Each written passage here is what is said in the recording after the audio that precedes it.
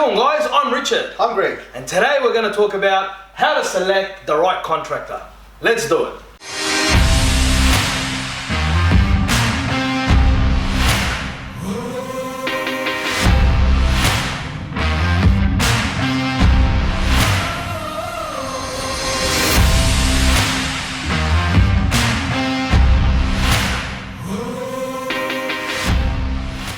Alright guys, this is a big one.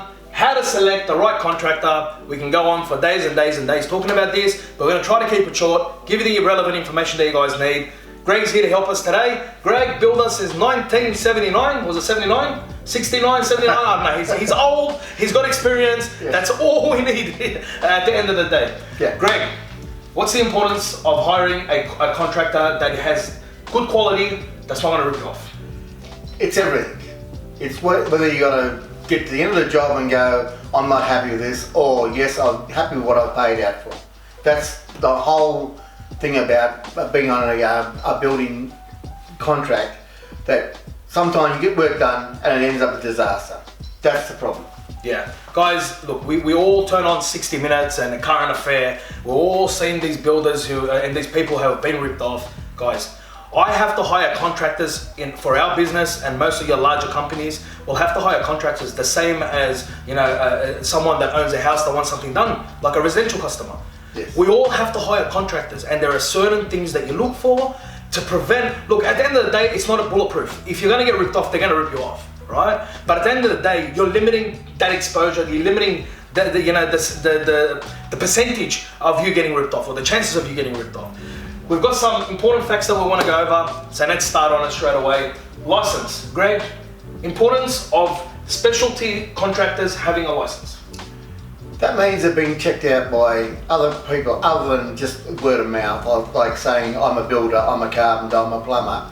They've actually got to have a license, and they need to, then you can have them accountable for it. You can actually go after them through law and chase them up that way. If they tell you they've got a license and don't produce one, you're pretty well on your own. Yeah, guys, look, there's certain trades that don't require a license. Basically, it's a very grey area. Fair trading states any job below $5,000 does not require a license. All right? Yeah. The good thing about hiring someone with a license, you can hold them accountable, and if they're actually doing the wrong thing, fair trading can revoke that license and put a mark against their name, so you know they're going to be affected by your complaint. If there's no license, no insurance, no public liability, no nothing for them, like if I'm just there to do weekend work and I do something wrong and you complain, what's the worst that can happen to me? Nothing. I was there's no contract, there's no invoices, there's no license, there's no nothing. You got nothing to protect yourself with, guys.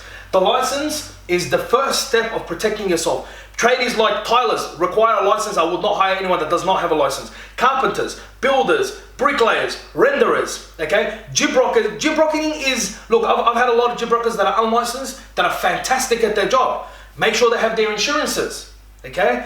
The electrician and plumber, the most important thing.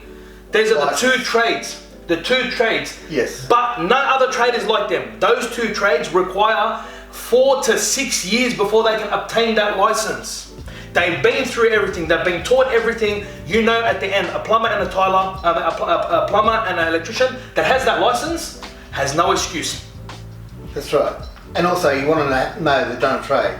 There's no point getting something in there and burn your house down, or just go with the pipe pops off after you've done an entire lot of work and it's all wrong. That's right, guys. So other than the license, you want to look at insurance. How many times, this is the most important thing, guys. Make sure you've got that insurance. It covers them with all our quotes, with all our contracts. We send that insurance documentation as part of the quote. When you go through that, you want to make sure the expiry date, you want to make sure the level of cover. Most of us are 10 million, 20 million public liability. You want to make sure that it covers the certain trades as well. So go through, make sure they got insurance. That'll protect your property. God forbid I was moving this and the whole house collapsed. I'm covered by insurance, guys. Anything you want to add to that, Greg? Basically, yeah, the insurance thing is very important. Not as much as the license part. The license part's going to get you there, but at least they've done trades behind that. Yeah, that's right. Work cover is another thing, guys. We all should have work cover, especially when we have more than one person working on the site. Now, technically, if I'm a sole trader, technically the government wants me to get work cover, look, most of us don't. It's expensive, it's a pain in the butt to get, but if there is more than one person on the site, you need to get work cover to cover your boys. Simple as that. It's more to protect the worker and the staff and their families. And people that miss this step, it's not affecting you directly, but it is affecting the people that are working for them, and it could affect lives. So let's put a stand, make sure that the guys that you hire have work cover insurance, guys. And that's a big one there. Yes. Reviews, guys. Reviews, very hit and miss. There are certain sites that allow dodgy or easy reviews. We all know that, right? The biggest thing about reviews, you need to look at a variety of different review sites. Whether that's Google reviews. Google reviews being among the hardest to fake or get wrong. Facebook is a very good one as well, because people can speak their mind and you can't modify them. House for building construction, House is a very good one. You've got things like Yellow Pages, and the list goes on and on and on, guys. If the tradies that are doing well will have reviews across multiple platforms, don't be afraid that there's one or two bad reviews. The longer you are in the business, the more work you do, you're bound to have people that just disagree with you, and there's no way of making them happy. Isn't that right, Greg? That's true. So at the end of the day, look at the overall reviews. Like with Yes I Can, we've got over 130 reviews. We're rated at 4.8 stars. Okay, the 2 or 3 bad reviews that we got, there's no way that we're going to keep those customers happy, and it was unfair. But that's life. Not everyone's going to love you. Okay. Yeah. Word of mouth, guys. When you get referred someone, it's a very hard topic. Yeah. You want to explain that a bit, Greg? Yes, well, you can have, normally word of mouth, if you're talking to somebody, a relative or friend or whatever, they have work done and they're very happy with it, it's pretty hard to fake that. So you can use it as a general rule. Like, I think if you check them out and they've got a license, well, then you can then basically take them on board at, they're fair. If you get word of mouth and it's bad feedback, you want to find out what's happening with it too. That's right. It's a both way thing. That's right. Guys, with word of mouth, it's always fantastic. I love when my customers refer me, and we thank all our customers, thank you for the referrals. But even though you get a referral, always do the checks. Yeah. Checks, protect yourself. Because a lot of times when actual contractors go dodgy, what happens is it happens over a period of time. They don't start their business with the intention of taking your money and running. They start their business with the intentions of actually running a business. But you gotta understand, a lot of traders don't know how to run a business. So what'll happen is they'll start going into debt, more debt. They've got no way out, so they'll end up taking deposits of money from people and then do the runner when someone least expects it. So they could have had 100 good jobs. It's at that time that it happens. And there's no way of really telling without doing your checks, okay? Previous work, same thing, guys. If you can, ask them to see previous works. If it's a referral, word of mouth, go out there, have a look at the job, look at it for yourself. Okay? Highly recommend that one. Previous work does speak for itself. That's right. Guys, we try to put everything on camera, and we try to get out as many customers as we can on videos, so we can reduce that time frame where you have to go and see. But again, we've got customers that are willing to have you into their house to have a look at our work. Tools, guys, very quickly on the tools. The tradie must have the correct tools for the job. Okay? Very important. Doesn't come up very often. There are certain tradies, especially the ones that price really cheap compared, like if you got a pergola and someone's quoted you $2,500 and another guy's quoted you $5,000, the likelihood of that $2,500 price tag doesn't have the complete tool set. And you can quite clearly see that. Damage, it's not going to be done correctly. So guys, the correct tools, it's pretty obvious when you say it if it's got the correct tools or not, okay? And the main thing, very important, deposit.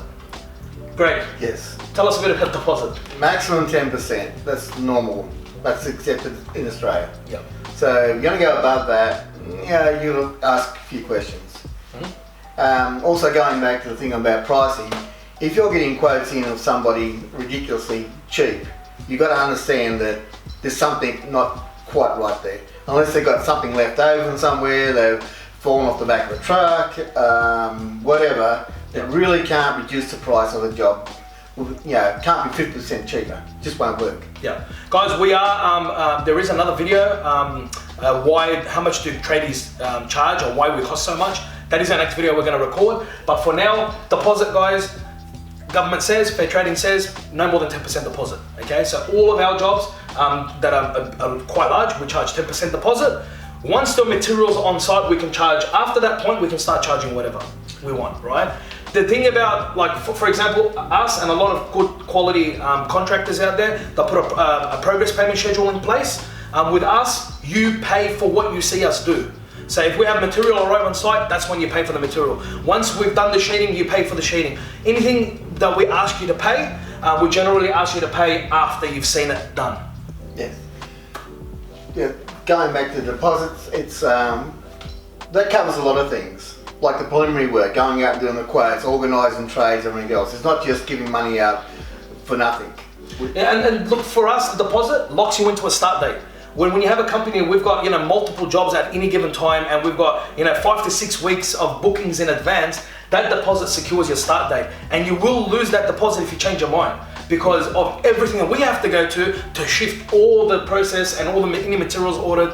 That's going to be a problem. Okay, so guys, thank you very much. I hope we've clarified as much as we can. Again, we can talk about this for another week, but unfortunately we can't. If you do have any further questions, please email me. You can reach me directly, richard@yesican.com.au, or you can email our company, info@yesican.com.au. Contact us, 1-800-300-937. That's 1-800-300-YES. And guys, please like, share, comment, subscribe.